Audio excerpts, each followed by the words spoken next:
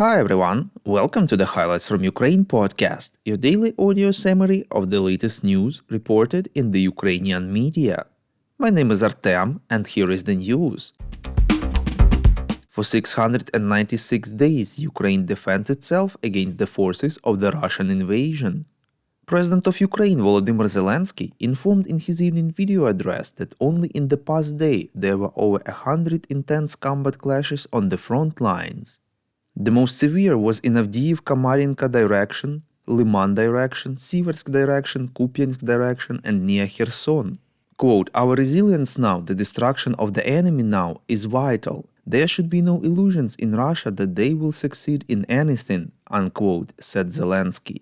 The head of state thanked every one of Ukraine's soldiers who fights now, works now, and helps so that Ukrainians and their state can win this year.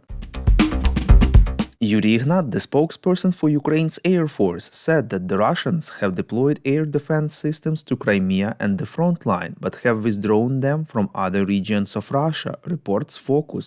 He said that they filled up the front line at 100% of the need and Crimea at 200%.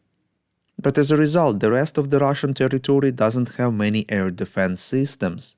Quote, "It's basically empty there. Moscow, St. Petersburg, and Putin's bunkers will be more or less protected. But Ukrainian-made drones are capable of reaching Moscow and St. Petersburg and other oil depots. This is a very good sign," unquote. Ignat pointed out that Russians were hoping the destruction and death of the war won't affect them, but they will.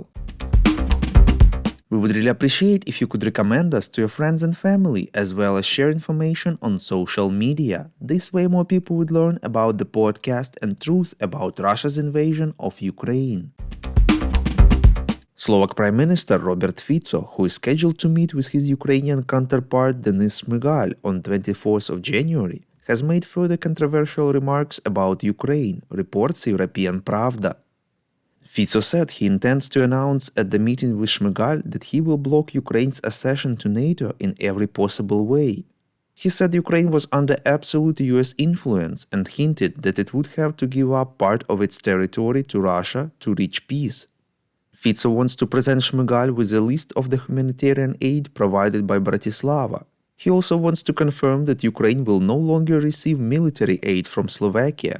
Earlier, Fico repeated the Russian propaganda narrative that the West had forbidden the Ukrainian political leadership to conclude a truce with Russia at the start of the full-scale invasion, because it relied on the idea that by pouring billions of dollars and weapons into Ukraine, Ukraine would deliver the wounded Russian bear on a plate.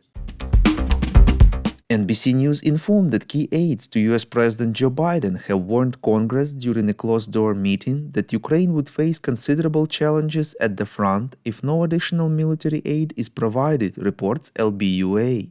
The TV channel's sources reported that Jake Sullivan, US National Security Advisor, and Avril Haines, Director of National Intelligence, warned Congress that Ukraine will run out of certain air defense and artillery capabilities in the coming weeks. In a meeting at the White House on Wednesday, Sullivan and Haines provided congressional leaders with a classified timeline for when Ukraine's key military resources will be significantly depleted, as well as a detailed assessment of current battlefield dynamics, the sources said. Sullivan stressed that Ukraine's situation will deteriorate throughout the year. Biden's aides, according to the TV channel's sources, indicated that unless Congress provides additional military assistance to Ukraine in the coming days, Russia could win the war in a matter of weeks, months at best. At the meeting, a bipartisan group of congressional leaders agreed that helping Ukraine is a US national security priority, although they acknowledged that there are disputes over how to proceed legislatively, the article reads. Thank you for listening to the Highlights from Ukraine podcast. We're a commercial initiative of just two people, and we need your help to grow. Share information about the podcast, rate us in the app, subscribe to our Patreon. With your support, we are getting better. We call on you to demand from governments of your countries to impose the toughest sanctions possible on Russia and its citizens to stop their invasion of Ukraine.